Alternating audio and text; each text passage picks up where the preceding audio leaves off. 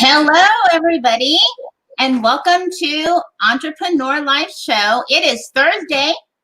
I know, our new time. I'm excited. Yeah, so, we have changed our show, which is normally done on Saturday, but we have now changed it to Thursday because we found that we get so many more views and listeners during the weekday on our podcast.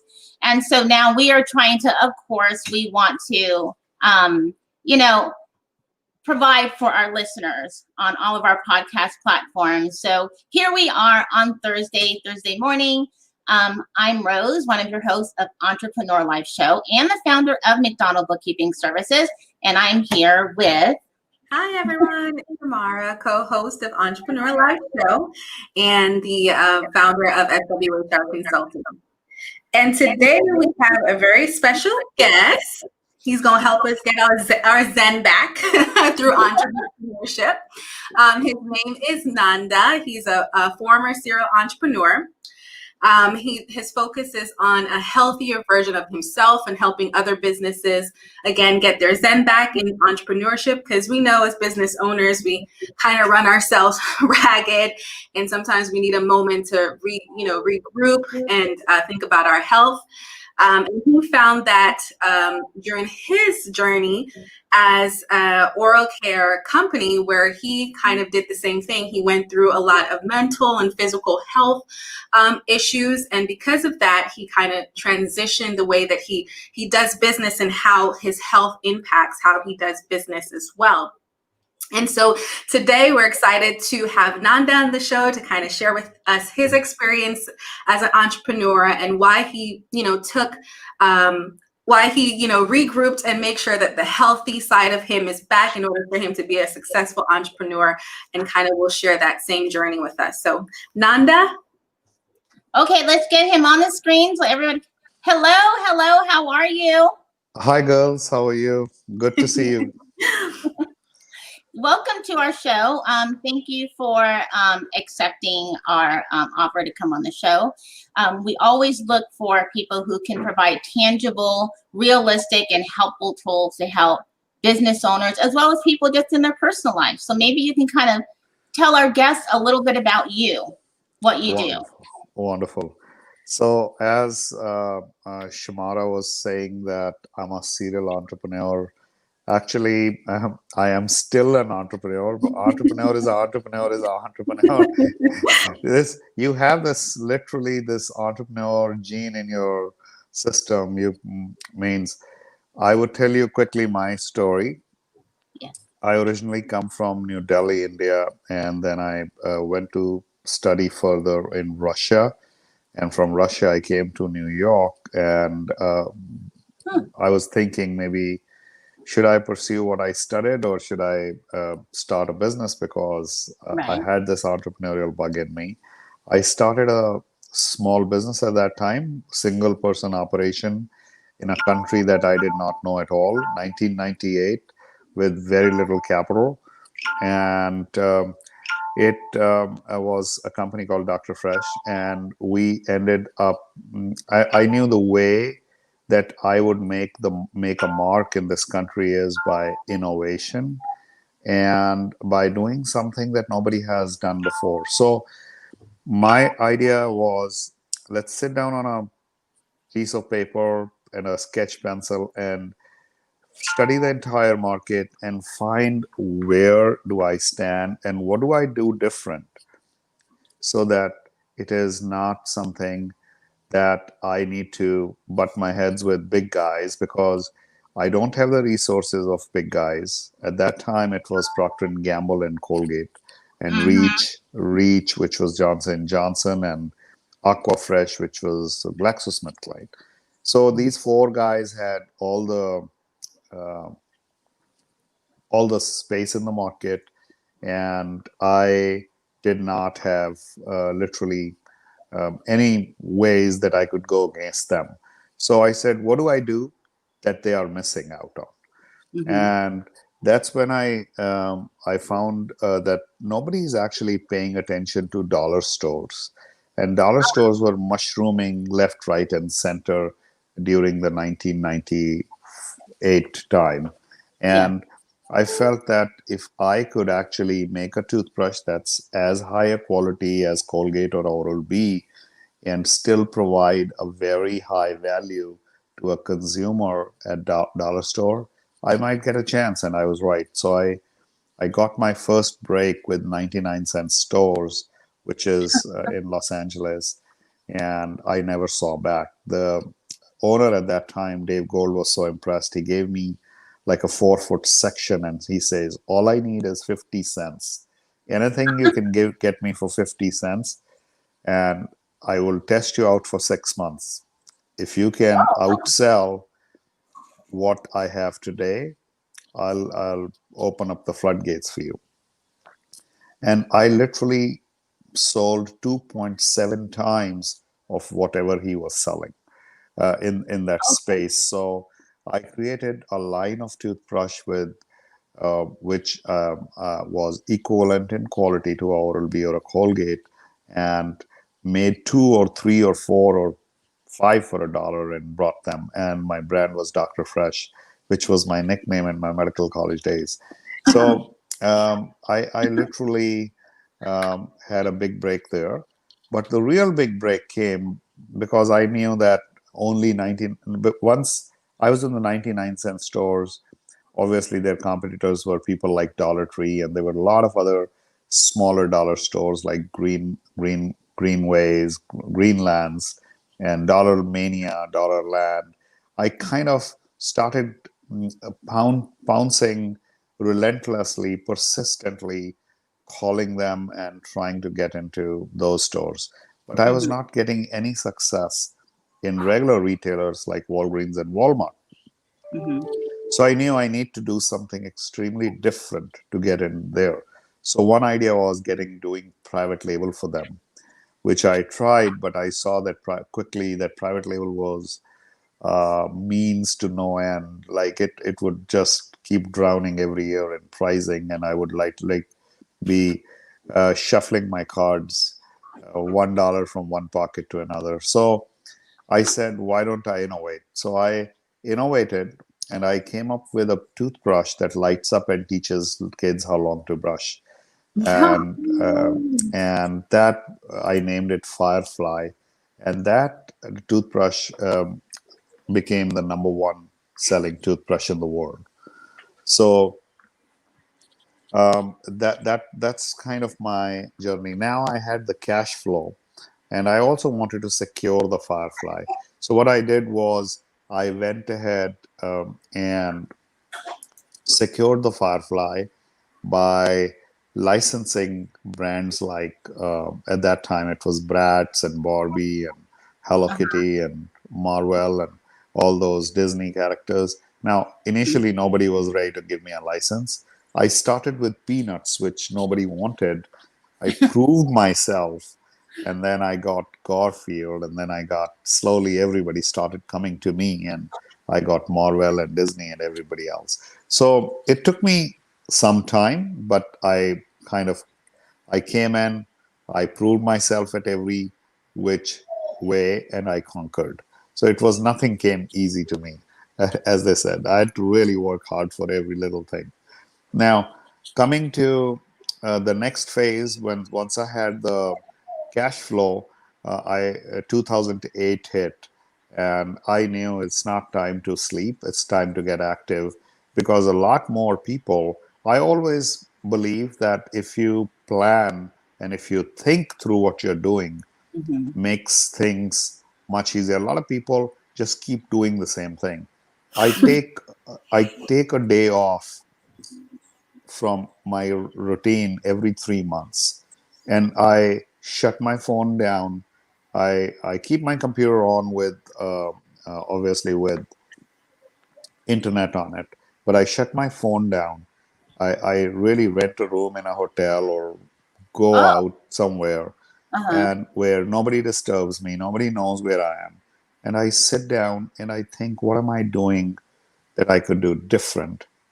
And where is the opportunity? Where is the what should be my vision to make it work and make it work differently? So that exercise of actually exploring what am I doing different, or what can I do different, has actually helped me tremendously. So something that everybody should do as an entrepreneur.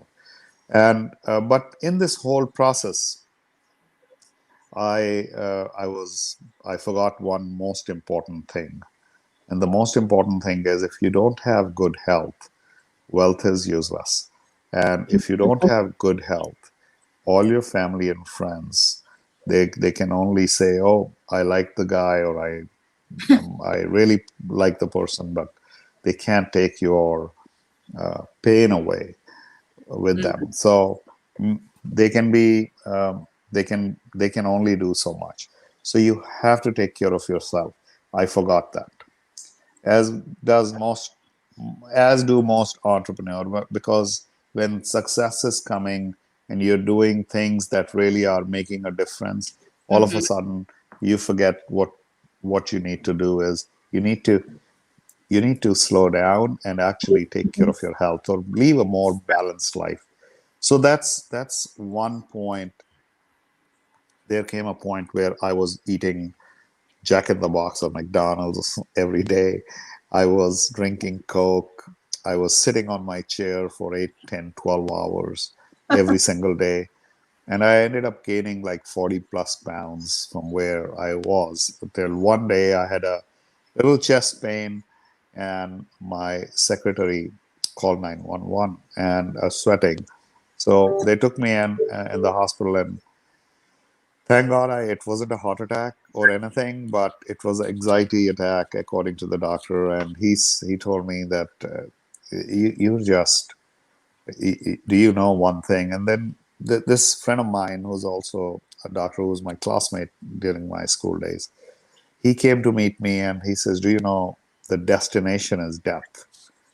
Most people don't realize that the Mhm. faster you run, or the more you run, you're basically missing out on life. You're running towards your death, and you need to slow down and actually live a more balanced life. It's great to be successful. It's great to be achieving something that's good for the world and for yourself and your family. But what is not good is you not taking off your own body, which is a temple. And that's the thing that you're going to reside in for the rest of your life. Your body is the one that you're going to reside in. So you need to take care of your body. And by popping in pills, you're not helping, because I was popping in like 13 pills a day. Oh, wow. And I was popping in every goddamn pill there be available, from antidepressants to, like, when you go to the doctor, he has a fiduciary duty, really, to help you. And how do they help you? The way they have been taught. And how have they been taught? They've been Yeah. taught, if you have a problem, you address it with a pill, Yeah. Yeah. Yeah. right? So Right. so they keep adding on, like, between the vitamins and supplements and pills, they keep growing. And your body is not your body is itself, means, that's what I realized later on, that your body is a self-healing tool, if you are providing the right conditions for it. So that's when I said, enough. I was fortunate to find a company, a private equity fund, that was ready to take majority share of my company. And I had the luxury of taking time off. I actually took 1 year off, and I went to an ashram in India. I learned yoga, meditation. I lost those 40 pounds, and I actually lost all those pills as well. So from 13 pills a day, I came to zero. I literally felt 10 years younger, and I felt that I have a lot more energy than I ever had. And I had a lot of more will and desire to live than I ever had. So that's the time when I came back to LA. I opened up a yoga studio and I started teaching yoga. I thought that's what I would do. for quite a bit of my life, but I'm an entrepreneur, as I said. So that's when I saw a lot of women who were coming to my yoga studio were using essential oils from two companies, which were multi-level companies, multi-level marketing companies. One is Young Living, and another one was doTERRA, and these were companies out of Utah. And I was having a headache, and one of these girls gave me a peppermint oil to put rub on my head, and I really felt better. So I went on Amazon and ordered some essential oils, so-called essential oils. And when they came, they smelled different, and they were a six pack, and they were probably packaged in China. And Ah. all of a sudden, it had all the fancy graphics, and I'm a chemist. And what I did was, because I always kept a small lab in my garage, that's something that I always will have. And I tested some of those products, and all were fake fragrances. So I realized that I became very curious. I called that girl. She was one of those sellers of Young Living or doTERRA. And I said, you know what? I really want to understand, why is this oil so different? She educated me that these are farm to bottle oils versus whatever you're getting on Amazon is actually fragrances that are produced in a factory. And I Ah. said, why do they call them essential oils? They said, because there's no regulation. So the problem is, and then I saw, then I got so curious. I started studying more and more things. So, Mhm. I used, as an Indian person, it's in Indian food, you eat a lot of turmeric. So I Yeah. saw that turmeric is becoming huge in America. It's called curcumin. So I studied that. I studied other things, and I realized what is happening is these uh, companies that are only concerned about money, money, money.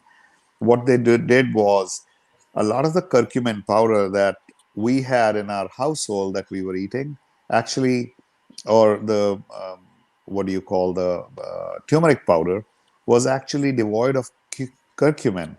What people are doing in India was that they were taking out the curcumin and selling it to the capsule manufacturers. Now you have turmeric powder that you're eating that doesn't have one of the major anti-inflammatory products called curcumin. But the curcumin on its own doesn't work without the rest of the powder. Wow. So neither are Americans getting the best effect. They are getting What? some effect. Neither are Indians getting the best effect, because most of the turmeric powder they are eating was devoid of curcumin. So it's like separating two essential parts and kind of doing this. Similarly, essential oils, a lot of people who were bringing in essential oils were being manufactured in factories in China and India, and or even they were just putting fragrances together, which are 1/10 or 1/20th the cost, and they were selling to the market, which made me really anxious. And the more I studied, the more I kind of got it. And then I saw that the reason Young Living and doTERRA are so successful as businesses, and they were growing like 50, 100% every year, was because nobody was doing it in the regular market. I saw tinge of light again. I saw that, okay, that exact same thing.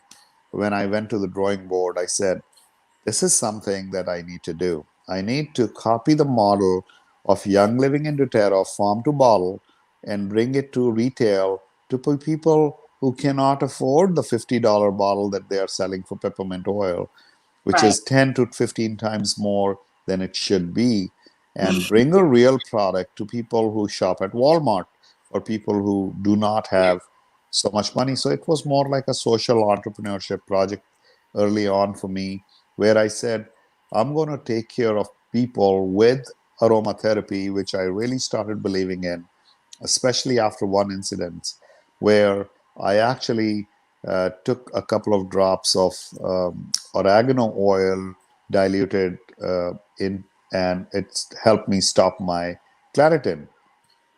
Hmm. And it was just 3 days of taking that, and I never had to take Claritin ever again. So Wow. that really changed Wow, my mind. really? And I said, I'm going to help people. I'm going to bring farm to bottle oil. So before I do that, I really need to learn. So I started reading aromatherapy. I started going farm to farm. I had the means, I had the money this time around because of me being successful with my first business. I visited 40 different farms around 17 different countries around the globe. So I went, for example, it's like fine wine business. What I did was I went to Bulgaria to an area called Kazanlak, where for hundreds of years lavender was grown. Hmm. It's almost like you buying from Napa Valley the grape for your wine instead of buying from downtown LA. Or even in Napa Valley, you buying it from a specific mountain, like let's say Howell Mountain, just because you like that, or going to Chateau, some area where all these chateaus are built in France, and buying it from a specific particular area. So that's what I did. A lot of those stories I started taping later on. And if you go in Essential Oil Diaries, if you go on my website, there is an area where I have a thing called Farm to You or Farm to Bottle. You can actually look at my Essential Oil Diaries. I even went to a very, very dangerous and odd place that not many people were ready to go, called Haiti. And at that time, Haiti had a lot of uprising because there was floods and there was a lot of poverty. I almost got shot there. Everything is on video. And but I wanted Wow. to, and it's on the website. I wanted to actually really go and touch the soil before I bought the oil. And that's exactly what I did. Everything that I'm telling you is on video on these essential oil diaries that I built. And this actually uh, literally gave me a lot of satisfaction. And when I started putting this oil structure together, I showed it to Walmart. The reason I went to Walmart is because the most of the people, they touch 48% of America, and 48% of America shops there, and mostly people who shop there are people who make less than $100,000.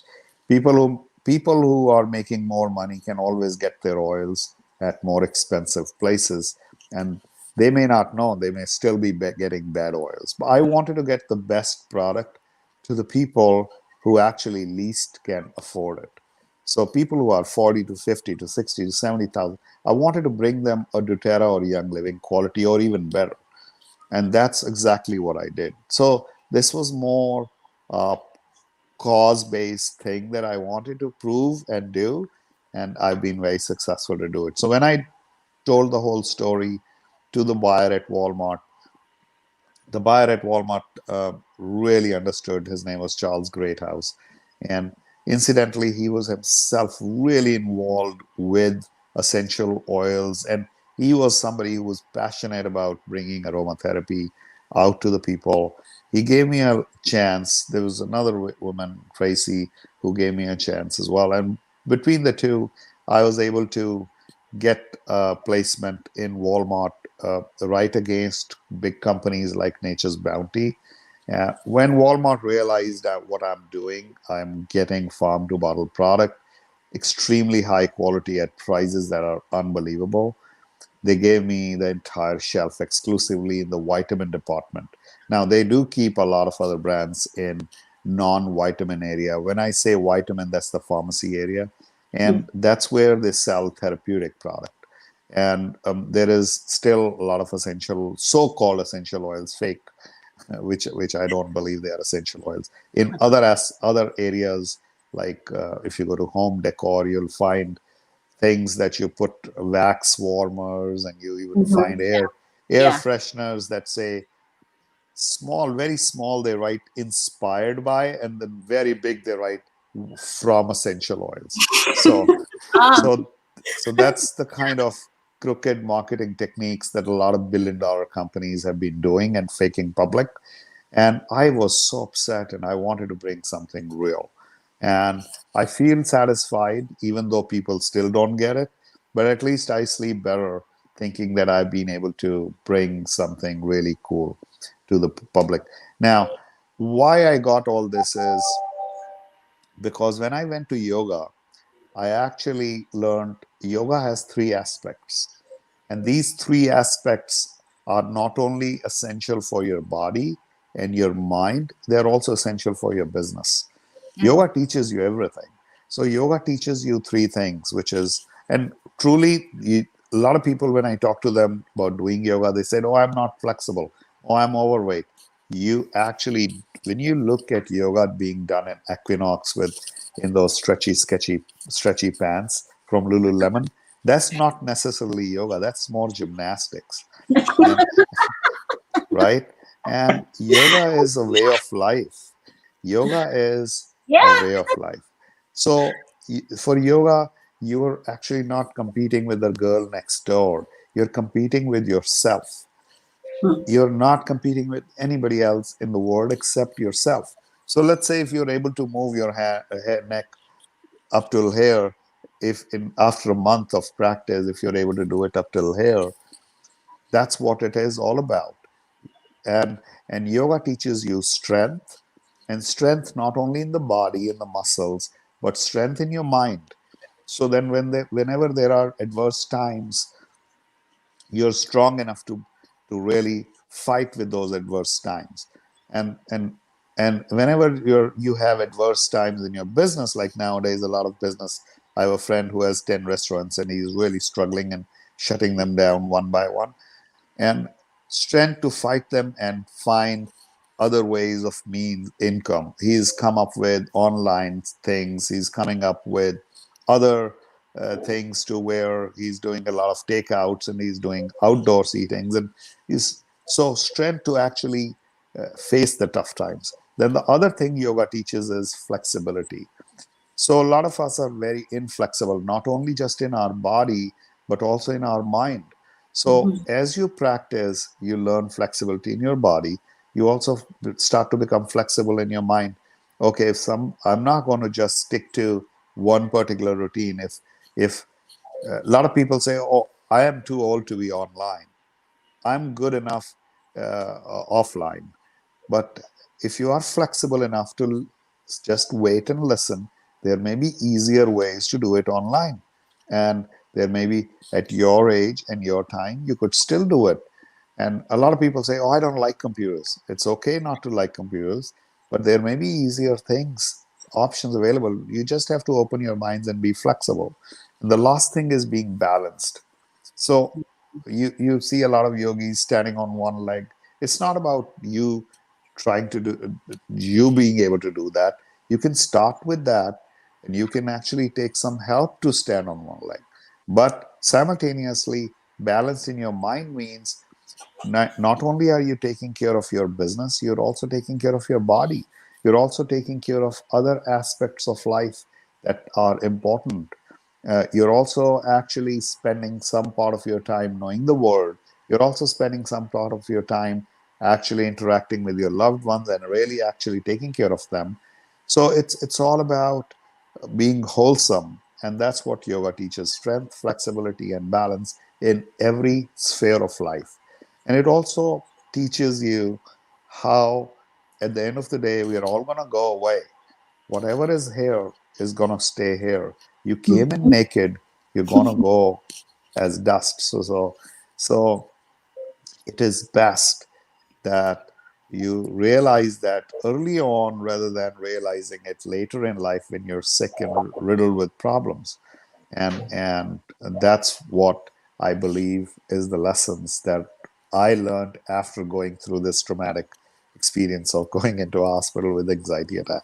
And I smart people are those who learn from other people's experience, not necessarily have to face those bad times and then learn. So this is kind of where I am today, and I'm enjoying what I do. I spend an hour doing yoga every single day, and it's not workout for me.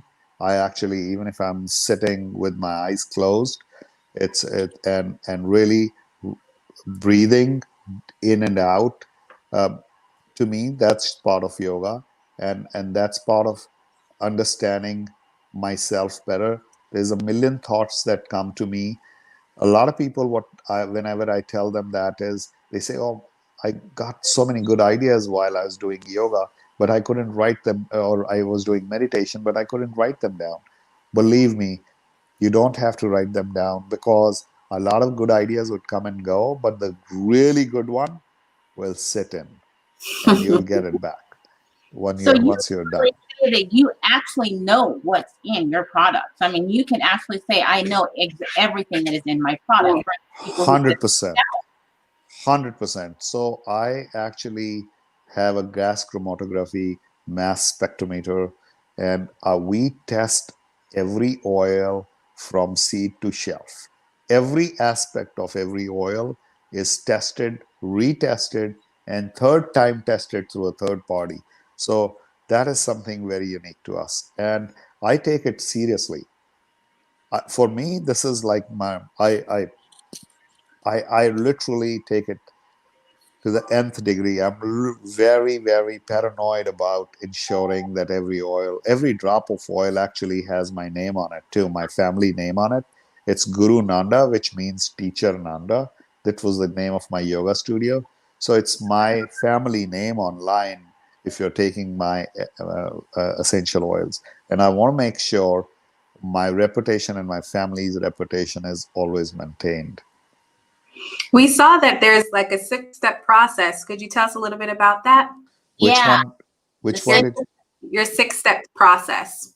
the 6-step process? So we basically, when you talk about 6-step process, which basically pertains to the essential oils, what we do is, first, as I said, I visited the world around, and I actually found the countries of origin where those plants originate from. So, for example, you could have a lavender field in United States, and let's say Seattle or Utah or even California, but that doesn't mean made in USA is going to be better than made in Bulgaria or made in France.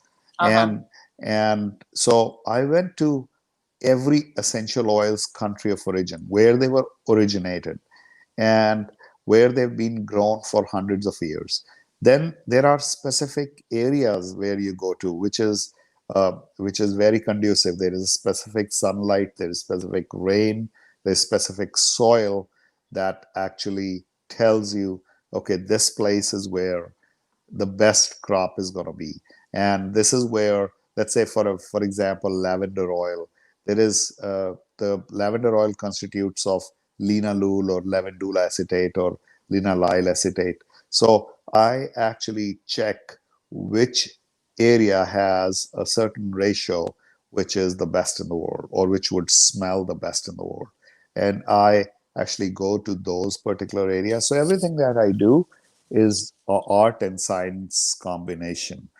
I just don't do it just because everybody else is doing it. I study and then do it. And then once we we work with the ethical farmers only that are determined not to use child labor, like a lot of farms in India or some of the other countries that are underdeveloped have used farm child labor. We ensure that we are actually using farms that are very, very ethical. And then we even have opened up schools or have given money to those farms to open up schools for people who are actually their farmers' kids who were not getting education. So we're doing amazing things simultaneously. And then every crop, we before the harvest, we test we take out a sample set of crop, we distill it, we test the oil, then we do the harvest, we test the commercial lot, then we do a third stage where when the drums come to LA, we test them back again, and then we fill them right here in LA. And right before they're ready to be shipped out, we test them with third party as well, and then let those third party GC tests be available to the public. So that's kind of a long stage process, which Young Living calls seed to shelf, or I call farm to bottle, is what we do. Is there a difference between, because I see that you also have Kids Safe, so is there a difference in how you produce one for children versus adults? So, for example, kids have very sensitive bodies, and that's how we should be ideally.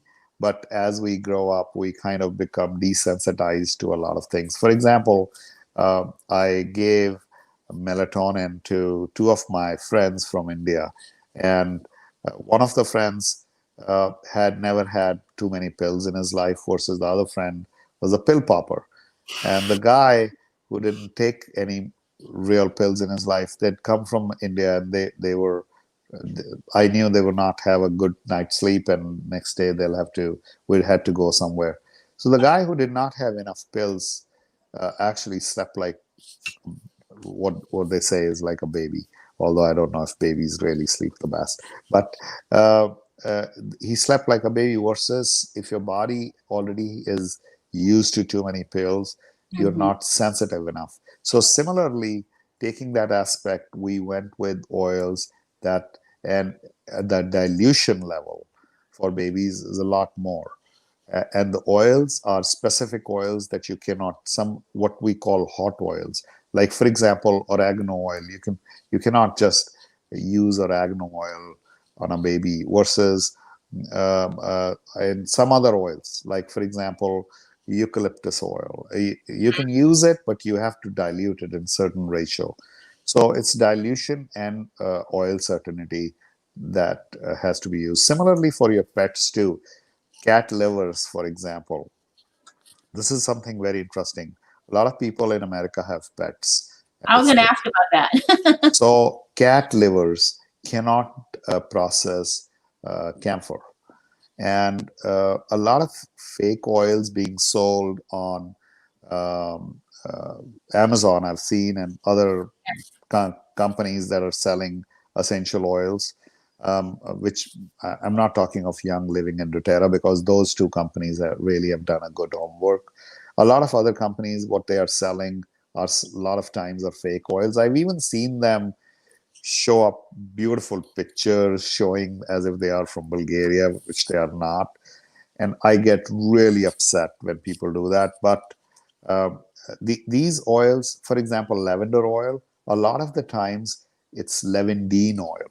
Lavandine is a type of lavender that grows on the southern France area. So when you go to south of France, near Nice and all those areas, you see a lot of lavender gardens. Those are actually lavandine gardens. They are not real, true lavender. They are lavandine, because true lavender only grows all the way up high in the altitude area, over 800 meters. And when you use the lavandine oil, lavandine has a content. It was a kind of a genetically modified crop.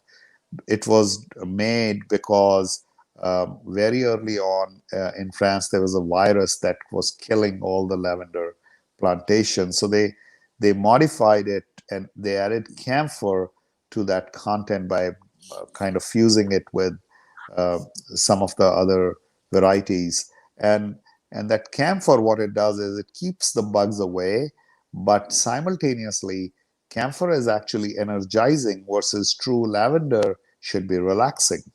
Similarly, when there is a cat in the room and you're letting the cat in right next to the diffuser, thinking, oh, my cat is actually uh, uh, around lavender oil, with true lavender, which is truly safe, you're actually using lavandine a lot of the times. And Wow. lavandine oil has camphor, Oh my which the God. cat liver cannot process, and it can even get liver cancer.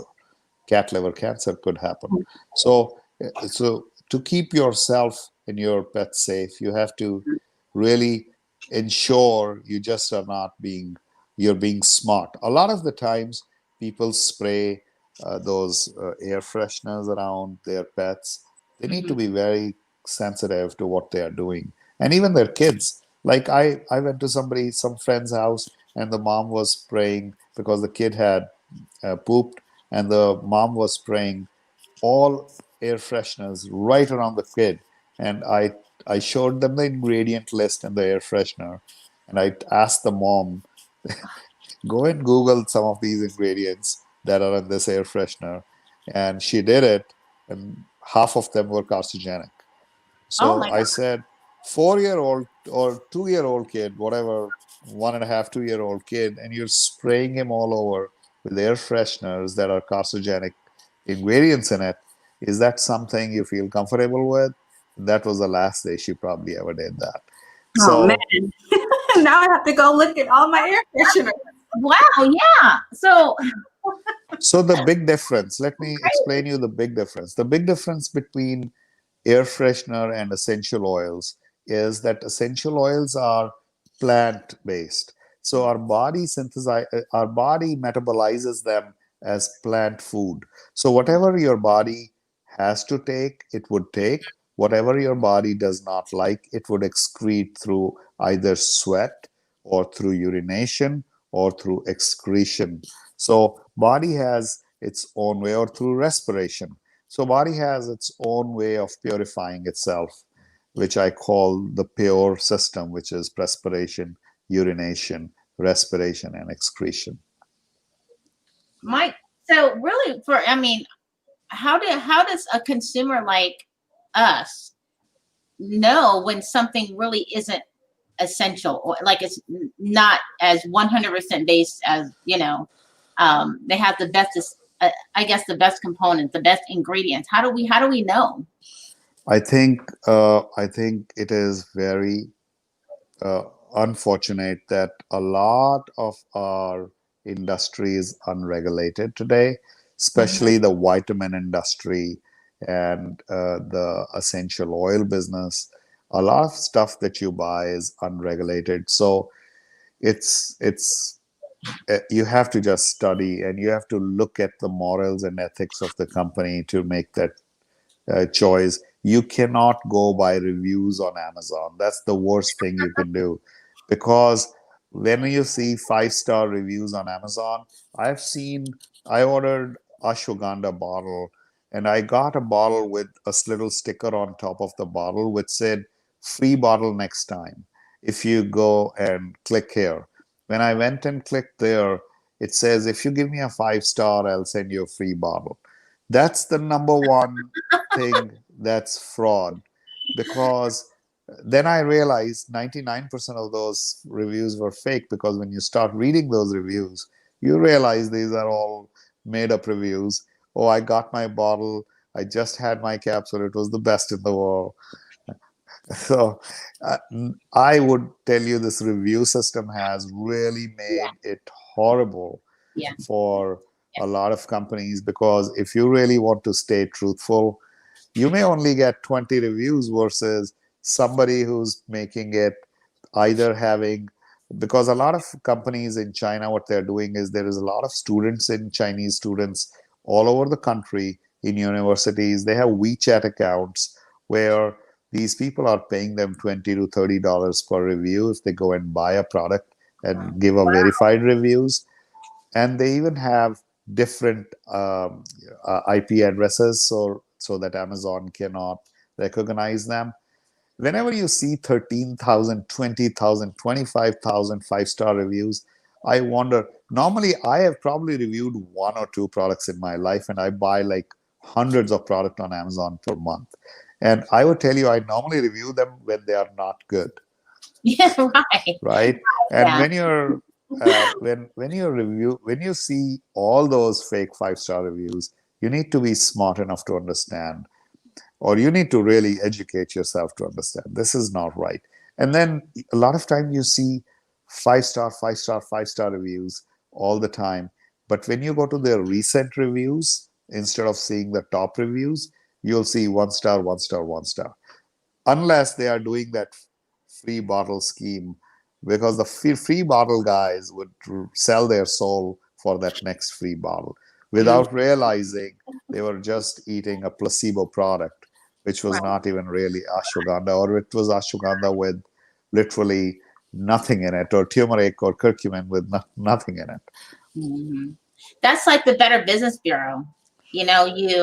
I remember when I started my business and I thought I was paying for them monitoring, and then to find out I had an automatic, what it was like A grade, and I hadn't even been in business yet. So, and then I find out later what my monthly payments were for an A grade. As long as you keep paying them, you had an A grade,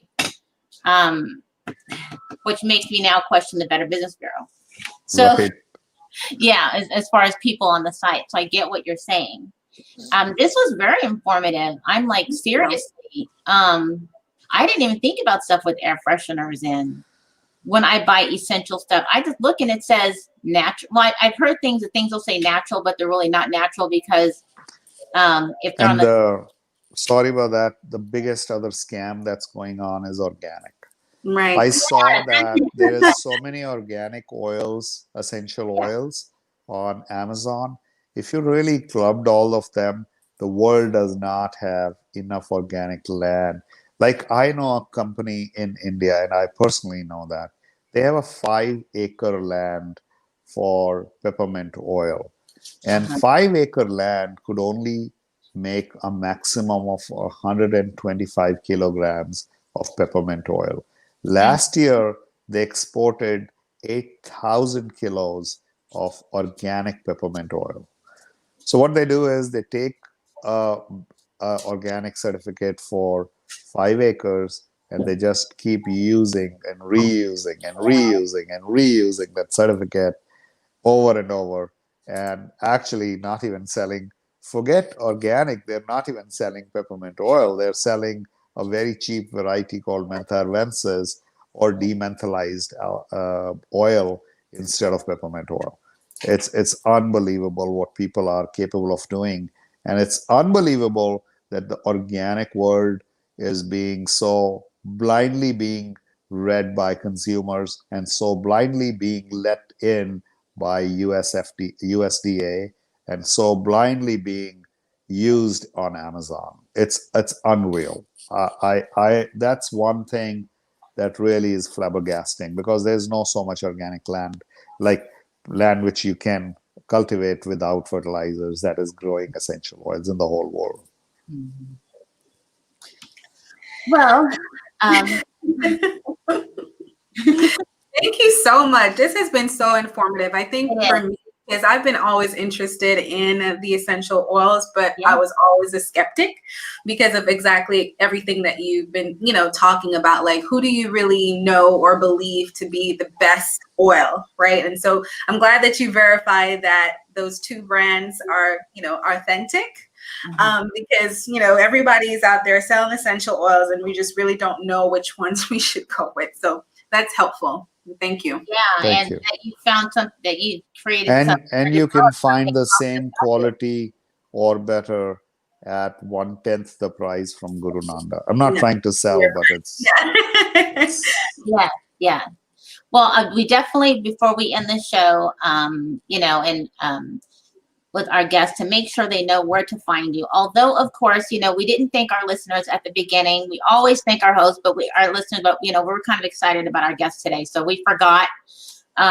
We forgot to thank our listeners for tuning in all the time, for being faithful and following us on all the podcast platforms we're on, as well as our sponsor, who's been really great in dealing with us and our growth and our changes, Marketing Out the Box Media, right on top with Sean Maddox. But if you can tell our guests, even though you will be on our website, even though they have seen your website on our show, if you can still just make sure they know where to find you, ask questions, your products, it would be great.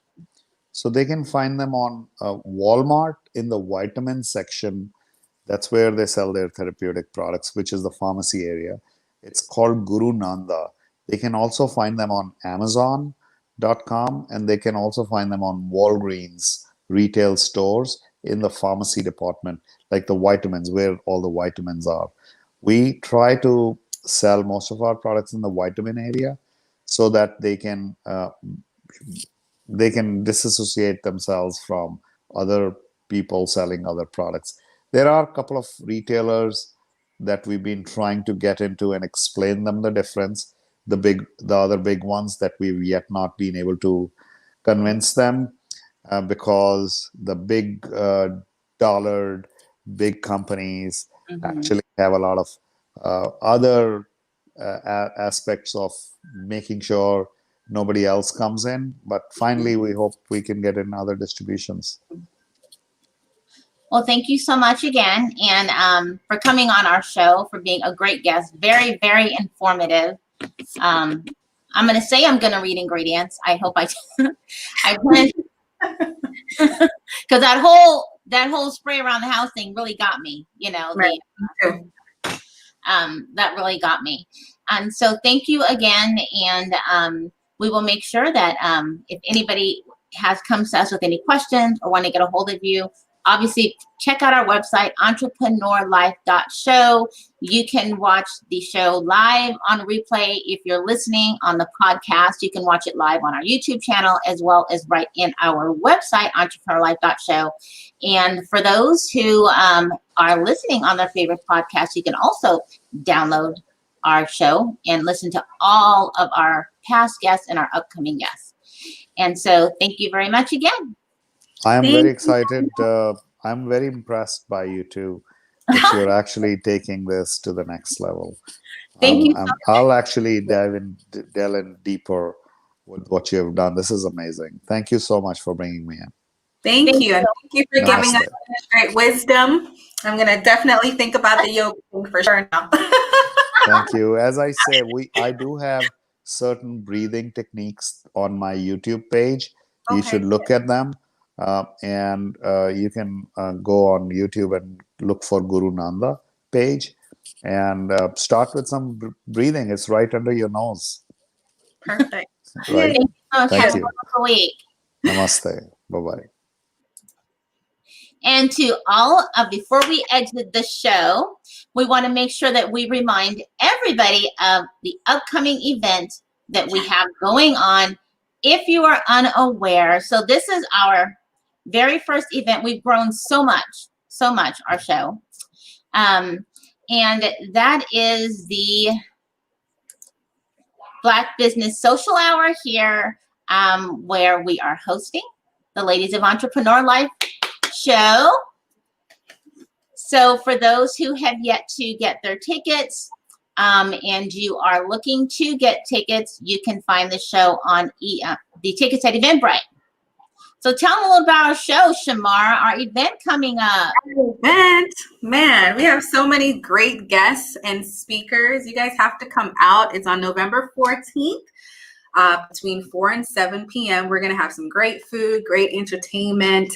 As we've done with our show, you're going to have people that are talking about their experiences in entrepreneurship, the ups and downs, highs and lows, and just really a great time, a great time to relax, because as entrepreneurs, we're on the go, right?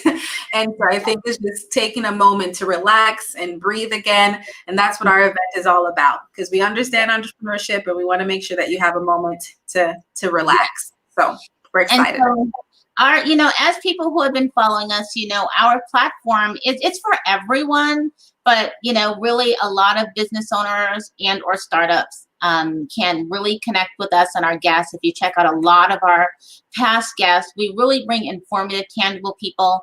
And so one day we thought, it would be great to really bring the information in person, not just live and on the podcast. And if you can see the lineup for the show, we have Kittrick Taylor, former NFL wide receiver. He's going to tell his journey of his just personal story and journey into how he, from his starting of being a child, playing sports and family, everything from the ups and downs to how he ended up in the NFL and how life was in the NFL. And then, of course, Stone Paxton, one of the original Stone City Band musician. He's a musician, composer, writer, and actually he has some great music out there. He has a really wonderful story of his journey and everyone he's worked with, who he's written for, who he's working with now. Everything that's going on currently. So he is really one to follow. And then, of course, we have, Teddy Riley, Deshaun Marshall, excellent comedian who's going to have his own Netflix series soon, and Seville Williams. So you guys just be sure to check them out. Check out, get your tickets. Get your tickets. It's only $25. Yeah. So anyway, thank you all again for tuning into our show, and we are out. See you next time. Bye.